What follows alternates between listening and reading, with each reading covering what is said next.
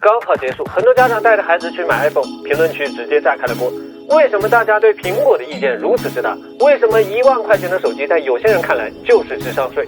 从发布以来被果粉吐槽为最丑的一台 iPhone， 它真的值得入手吗 ？iOS 26真的很难用吗？和安卓鸿蒙双持以后，是时候聊聊它的真实体验。首发自备购机，没有充值，求个3连。我们现在开始。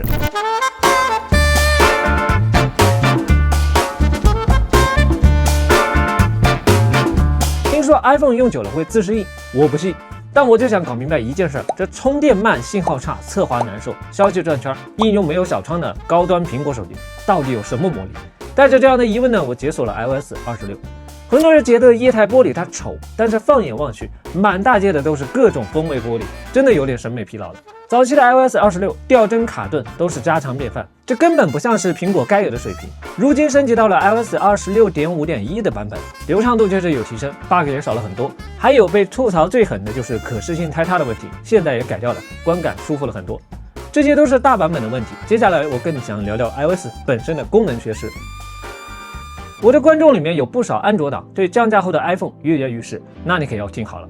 首先，我有3个微信，但在 iPhone 上呢不能应用双开，所以我在 iPhone 上只登录了个人微信，拿它就不工作，只聊生活，把工作都放在安卓手机上，这算不算是一种自适应呢？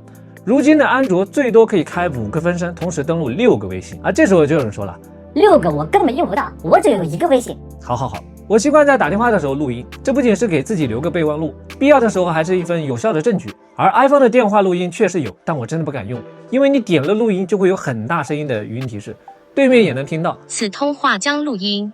这时候就有人说了，苹果是为了你的隐私考虑。恰恰相反，我的观点是，苹果因为要适配全球的用户，干脆一刀切，选择了最严格、最保守的策略，简单粗暴，但牺牲了用户体验。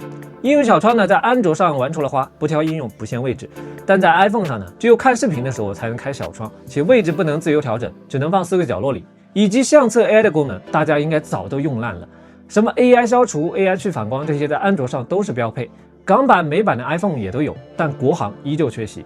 苹果的 AI 一拖再拖，即便是 iOS 27升级了更智能的 Siri， 但对于国行用户来说也无法开放，这等同于没有。为此，苹果还特意做了说明。讲真，我觉得态度确实很诚恳，但是没有就是没有，我们也不想听你在画饼。据官方消息 ，iOS 27还要和安卓和 Windows 共享 iCloud 相册。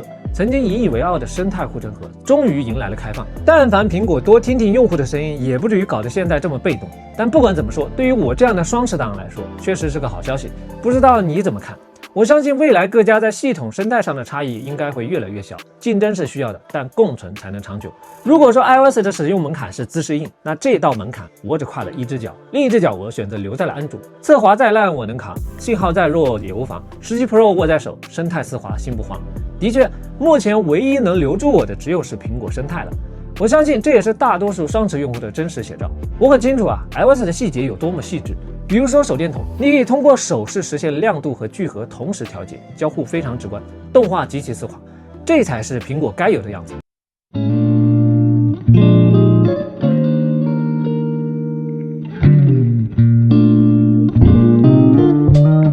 很多人吐槽数码博主都是表面用安卓，其次背地里都是偷偷用 iPhone。我不一样，我的安卓一直都在用，且承担了不可或缺的角色，它是我的拍照主力机。那为什么不用 iPhone 来拍呢？因为不够出彩，原图不能直接发朋友圈。比如这张实物，我相信你一眼就能分辨哪张是安卓拍的，哪张是 iPhone 拍的。难道说 iPhone 就拍不出好看的照片吗？有的，兄弟，有的。这些，还有这些，都是 iPhone 17 Pro 拍的。玩摄影的不会轻易的告诉你，其实拍照的秘诀在于巧妙的构图和适当的调色。他们晒出参数，让你误认为用了这套参数，你也能拍出同样优秀的照片，这就是误区。很多时候我们普通人就是想要直出好看，发朋友圈有人点赞。那我建议你多试试这几个风格预设：珠光、金色、琥珀色，还有黑白对比。拿珠光举例，夏天如果有火烧云的天气，记得往右下角拖动，照片就会立马变得不一样。不用记这些参数，拖到你觉得好看就行了。同样，秋天拍摄水杉或者银杏，也可以用金色或者琥珀色，还是往右下角拖动。如果你把握不好色彩，也可以直接用黑白对比，去除杂色，只留黑白。俗话称逼格不够，黑白来凑。当然，如果你前期没有选好预设，也可以直接在相册里面做后期，并且呢，如果你点击调整做了微调，也可以复制编辑点到其他的照片，9宫格立马就出来了。至于构图，我1-2句话也说不清楚，我也不是来教摄影的。不过我可以分享一下我的心态，我用过很多的影像器件，他们的实力都非常强。每次拍照呢，我都生怕自己拍不好，但每次拿起 iPhone 来，我的心理负担反而是最轻的，因为我知道它拍的是什么鬼样子，直出肯定很难看，拍不好不怪我。以前我会不顾一切的寻找最刁钻的角度，而现在我只想记录生活最真实的样子。打开手机相册，你会发现其实和你也差不多。或许是我们一家人第一次去看海，或许是中午那盘好吃的江西炒粉，或许是你把粥煮成饭的翻车现场。这些照片呢，画质普通，毫无技巧，但每一张都是独属于我的生活印记。拍照不是为了参加摄影比赛，也不是为了搞什么赛博斗蛐蛐，记录本身才有价值，这或许才是手机影像本该有的样子。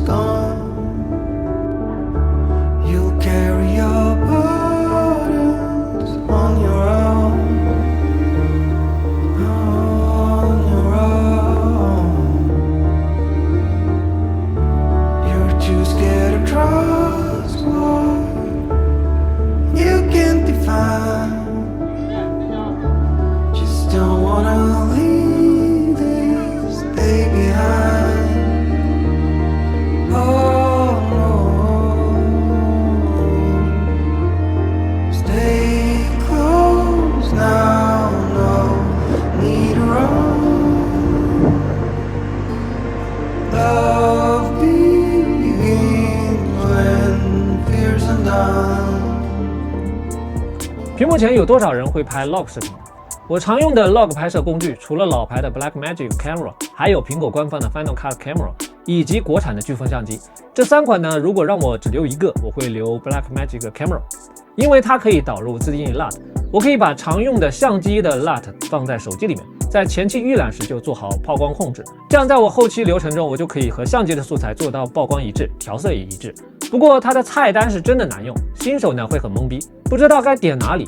我还碰到好几次对焦对不上，就很难受。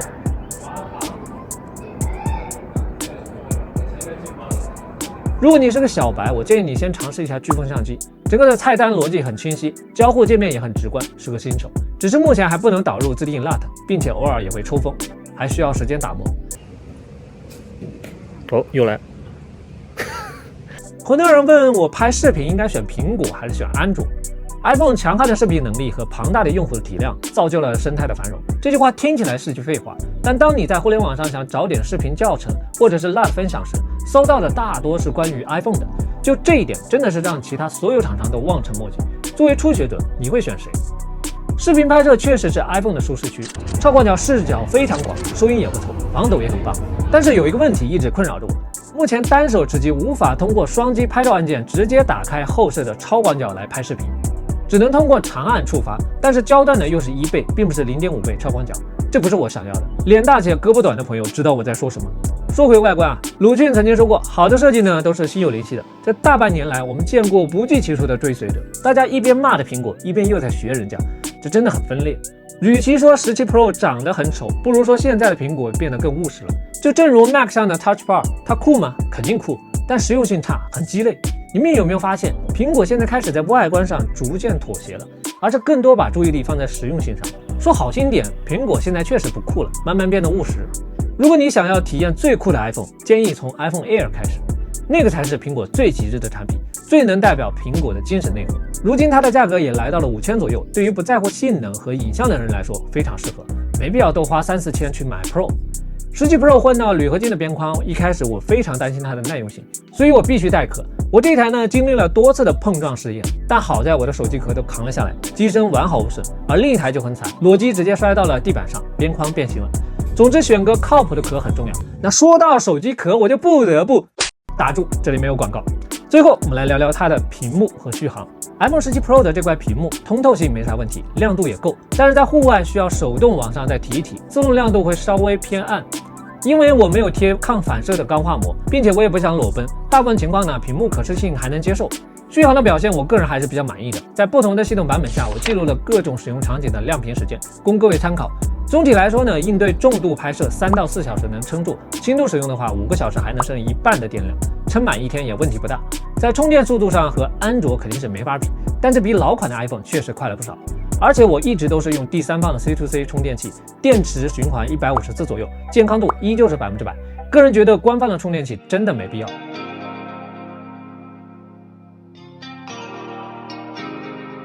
这大半年来，我能明显感觉到自己不再关注 iPhone 的性能参数，解析力还是算法认法，好像有意义，好像也没意义。所以这条视频我没有提任何纸面的参数，而是更多聊实实在在的体验。我相信产品永远是服务于人的，而不是人在为产品辩论。